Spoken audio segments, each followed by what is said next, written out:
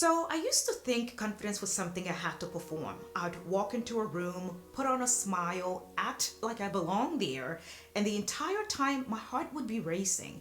And there was this voice in my head saying, they can tell. They know you don't belong here. And then I'd go home and replay every moment and wonder why it seemed so easy for everyone else. The advice I was following, that fake it till you make it approach everyone recommends, it was actually making it worse. Just act confident, even if you don't feel it. Pretend you belong until you believe it. If you've ever tried that, if you've ever walked into a room, faked confidence you didn't feel, and spent the entire time feeling like a fraud, this video here is for you because the confidence advice you've been given is broken. Today, I'm gonna show you exactly what works. Hi, my name is Ami, and this is The Becoming, a series for women ready to stop self-sabotaging and start showing up as who they're truly meant to be. If you haven't watched any of the previous episodes, please go ahead and do so because this one here builds. Without further ado, let's go ahead and get into today's episode. Okay, so let me ask you a question.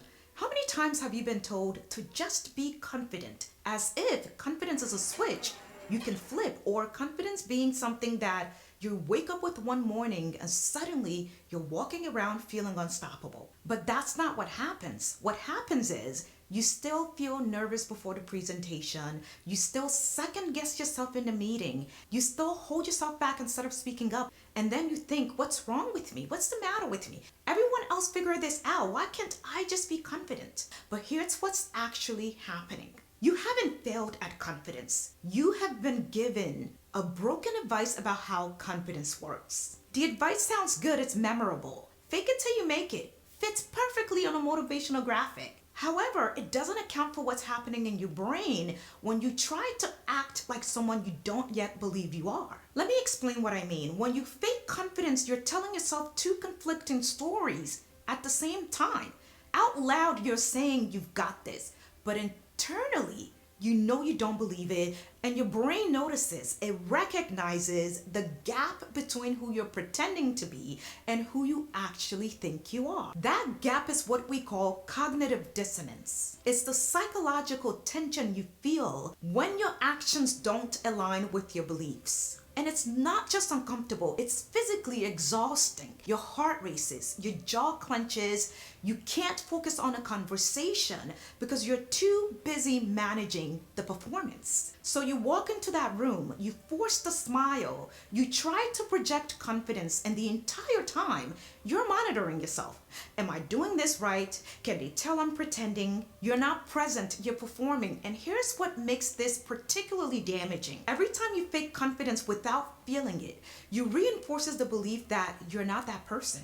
You prove to yourself that confidence isn't something that you actually possess. It's a mask you wear. And this is why fake it till you make it backfires, because confidence isn't something you pretend you have. It's about evidence. I need you to understand this because this is where everything shifts. Confidence is not a personality trait you're born with or without. It's not something some women naturally possess while others struggle. Confidence is a response to evidence. It's what happens when your brain has proof that you're capable. And once you understand that, everything changes. Because if confidence comes from evidence, then the question isn't, how do I feel more confident? The question becomes, how do I build evidence that I'm capable? And that's where actionable systems come in. Not affirmations, not visualization, not pretending. Systems that create real proof.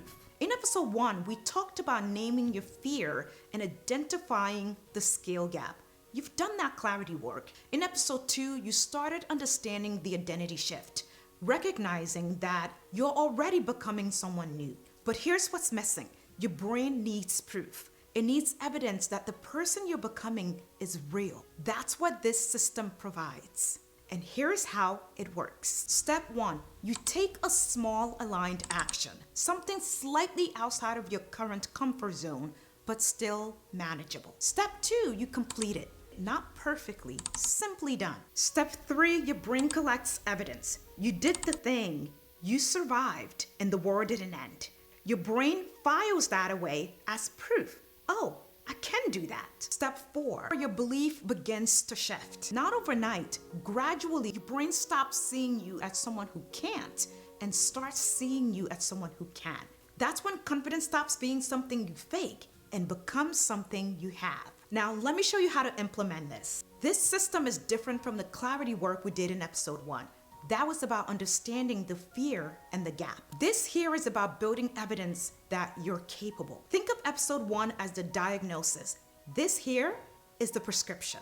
Now here is the framework. Number 1, identify one area where you feel stuck or small. Choose a specific area. Maybe it's speaking up at work. Maybe it's posting online. Maybe it's advocating for yourself in relationships. Start with 1. Number 2, choose the smallest aligned action. What's the smallest version of progress in that area? Not lead the entire presentation, but share one idea in the brainstorm.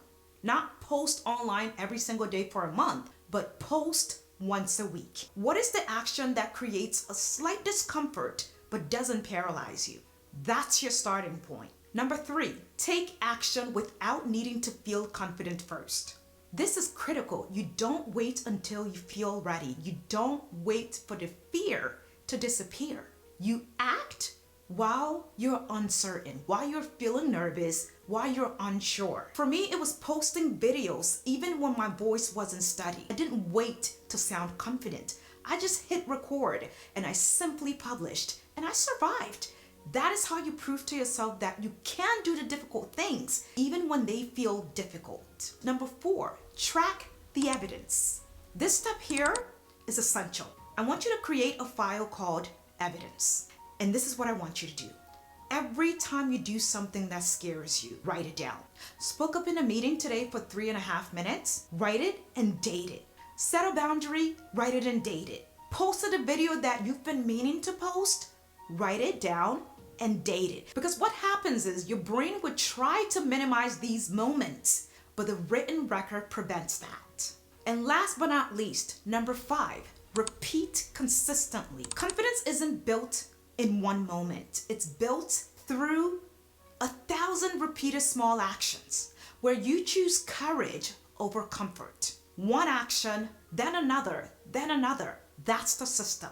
I want you to understand something important. The women who you see appear naturally confident, they're not faking it, but they also didn't wake up that way. They built evidence. Repeatedly, consistently, they took the small actions, they moved through the discomfort. Their confidence isn't a performance, it's a deep knowing. You can develop that same knowing, not by pretending to be someone you're not, but by becoming someone you have evidence you are. Now, here's what I want you to do. I want you to open your notes app. I want you to write down one action you're committing to this week. One thing that creates just enough discomfort to matter. Once you have identified it, come back to this video after you complete it and share with all of us here in a comment section. Tell us what you chose, how it felt, and what evidence you collected. Because here's what happens. When you share your experience with all of us here in a community or someone else, 2 things happen.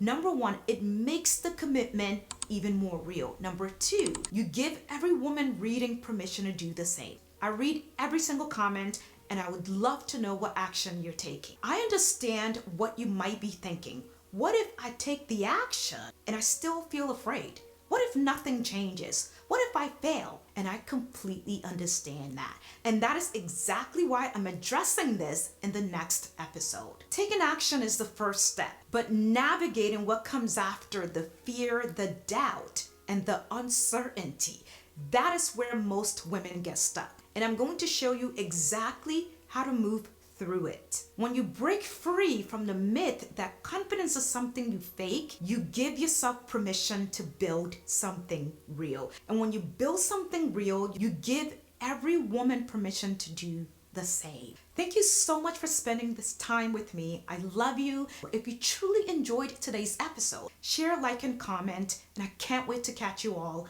in the next episode.